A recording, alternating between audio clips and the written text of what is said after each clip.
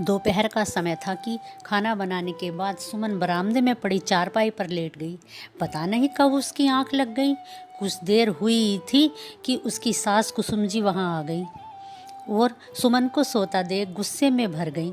अच्छा महारानी, सो तो ऐसे रही हैं जैसे घर का सारा काम समाप्त हो गया हो। 2 दिन बचे हैं इनके रिटायरमेंट के, अभी तो घर की सफाई भी पूरी नहीं हुई। इन्हें सोने से फुर्सत हो तब ना काम होगा। सुनते ही सुमन हड़बड़ा कर उठी। मैं सब कर लूँगी माँ जी, पता नहीं कैसे नींद आ गई। हाँ हाँ, मैं सब जानती हूँ, ये तो बेफिक्री की नींद है, कुसुम जी ने कहा। सुमन चुपचाप रही और अपने काम में लग गई।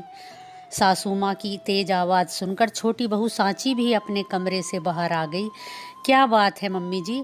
अरे कुछ नहीं, 2 दिन बचे हैं मेहमान आने में, सारे काम पहले से ही समाप्त कर लो दोनों मिलकर। तू भी छोटे मोटे कामों में हाथ बटा दिया कर अपनी जेठानी का। सांची को वैसे भी कुसुम जी ज़्यादा कुछ नहीं कहती थी, उसकी गलती भी हो तो उन्हें गलती नहीं लगती, और वो तो अपनी सास को जवाब भी देती थी। अभी 4-6 महीने ही हुए थे सांची के विवाह को। अच्छी पढ़ी लिखी और बड़े चंचल स्वभाव की थी सांची। उधर सुमन बड़ी शांत स्वभाव की थी। वो पूरे दिन अपने काम में व्यस्त रहती और हमेशा सहमी सी रहती थी कि कहीं कोई गलती ना हो जाए, नहीं तो सासू माँ की डांट खानी पड़ेगी। कई साल हो गए थे सुमन की शादी को और 2 बेटियां भी थीं उसके, परंतु कोई कुछ भी कहे, बड़ा शालीनता भरा व्यवहार था उसका सबके प्रति। अगले दिन शाम तक कुछ मेहमान तो आ ही गए थे, जैसे बुआ जी, मौसी जी और ताई जी, तथा एक दूर के रिश्ते की दादी भी थीं। सबको खाना खिलाकर सुमन अब मेहमानों के देने के लिए लड्डू मटरी के डिब्बे पैक करने दूसरे कमरे में चली गई, जहां हलवाई ने सारा सामान बनाकर रखा था। सुमन के साथ सांची भी वहां जाकर बैठ गई। भाभी, मैं भी आपके साथ पैकिंग कराती हूँ, जल्दी काम समाप्त हो जाएगा। इतने में कुसुम जी वहाँ आई। सुमन, पता है ना तुझे, अमन की शादी का दोनों तरह के डब्बे सही करके पैक करना, उन्होंने अपने छोटे बेटे का नाम लेते हुए कहा। सुमन ने भी हाँ में हाँ मिलाते हुए गर्दन हिलाई। कहा, जी माँ जी। जी माँ जी कह तो ऐसे रही है जैसे बड़ी आज्ञाकारी हो, महारानी जी को सब बात बतानी पड़ती है, कहते हुए बाहर चली गई। सुमन चुपचाप अपने काम में लग गई। उसने पहले छोटे डिब्बे उठाए और उसमें 4-4 लड्डू और 4-4 मटरी रखने लगी। लो सांची, तुम भी इनमें ऐसे ही रख दो। परंतु ये सब क्या है भाभी? छोटे डिब्बे और बड़े डिब्बे सारे एक से डिब्बे पैक करते हैं ना? नहीं नहीं छोटी, ये बड़े डिब्बे तो उन रिश्तेदारों के लिए हैं जो करीबी हैं, माँ जी के खास रिश्तेदार, और छोटे डिब्बे दूर के रिश्तेदार और हमारे रिश्तेदारों के लिए। मैंने अमन की शादी में अपने भाई को गोले के साथ एक बड़ा डिब्बा दे दिया था, तो माँ जी मुझसे बहुत नाराज़ हुई थी। अच्छा भाभी, ऐसा हुआ था? सांची ने हंसकर कहा। उसके बाद दोनों तरह के डिब्बे पैक करके दोनों सोने के लिए चली गई। सुबह जल्दी उठना था ना। अगले दिन सुमन तो 4 बजे उठ गई, सांची तो अपने ही टाइम पर उठी, परंतु फिर भी दोनों बहुओं ने अपने अपने काम पर लग गई। मेहमानों का आना शुरू हो गया था। कुसुम जी के पति तो जूनियर स्कूल में प्रधानाध्यापक के पद पे कार्यरत थे, जिनका आज रिटायरमेंट था। वे भी तैयार हो गए थे।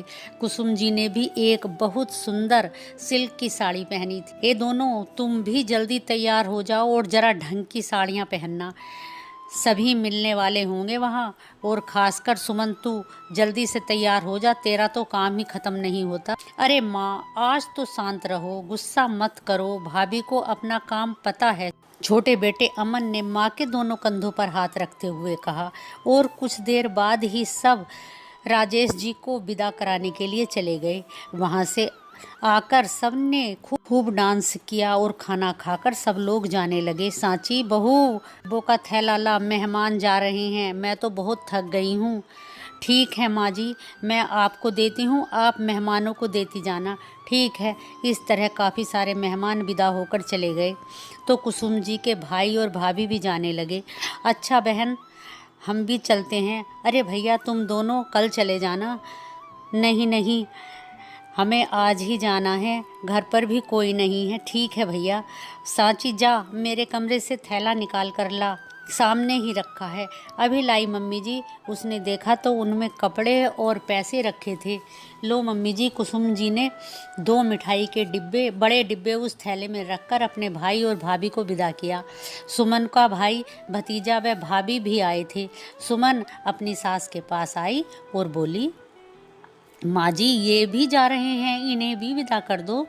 सांची, ला दे, डिब्बे उठा दे, एक छोटा और एक बड़ा डिब्बा दे दे। सांची एक थैला पहले से ही तैयार करके वहाँ रख लिया था। उसने सुमन की भाभी की साड़ी व भैया के कपड़े व भतीजे को 500 रुपये का लिफाफा था।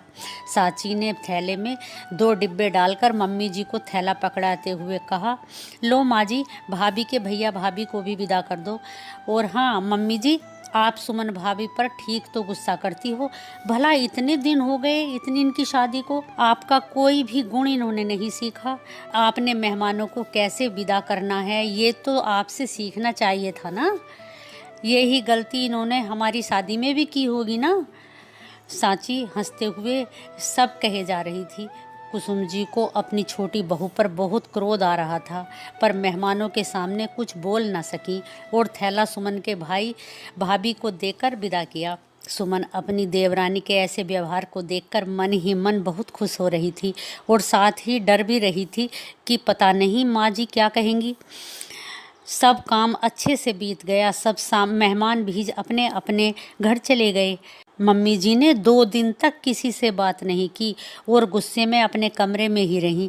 तब सुमन ने कहा, तुमने ये क्या कर दिया सांची? कुछ नहीं भाभी, सब ठीक होगा। मम्मी को तो ये बात समझनी चाहिए, आप परेशान मत हो, सब ठीक हो जाएगा। सुमन ने खाना बनाया और खाना लेकर सास के पास गई। लो माँ जी, खाना खा लो। जो गलती सांची ने की है मैं उसके लिए आपसे माफ़ी मांगती हूँ। इतने में सांची वहाँ आ गई और सास से लिपट गई। मम्मी जी, आपसे ही तो सीखा है हमने सबका सम्मान करना, और सुमन भाभी के मायके वालों का भी तो हक बनता है अपनी बहन के घर में सम्मान पाने का। और हम दोनों ने तो किसी को कुछ नहीं दिया, आपने ही तो विदा किया है, तो नाम भी तो आपका ही होगा। अरे हाँ हाँ, मैं तुम्हारी सास नहीं हूँ, तुम दोनों मेरी सास हो। मुझे सब समझ में आ गया है, मैं सब जानती हूँ। सांची तेरी चालाकी पर मैं बहुत खुश हूँ, तेरा अपनी जेठानी के प्रति ये व्यवहार देखकर। अगर तू ये सब अपने लिए करती तो शायद मुझे बिल्कुल भी अच्छा नहीं लगता, पर तूने इसके लिए किया, मुझे अच्छा लगा। और एक बात, दोनों ऐसे ही प्यार से रहना बहनों की तरह। ईर्ष्या, जलन और किसी की कही कहाई बातों को कभी भी बीच में मत आने देना। ठीक है जी मम्मी जी, ठीक है माँ जी। अच्छा, अब मेरे सिर पर ही खड़ी रहोगी या खाना भी दोगी? हाँ हाँ, लो ये खा लो माँ जी। इस प्रकार अब तीनों सास बहू खुशी खुशी अपने घर में प्यार से रहने लगी।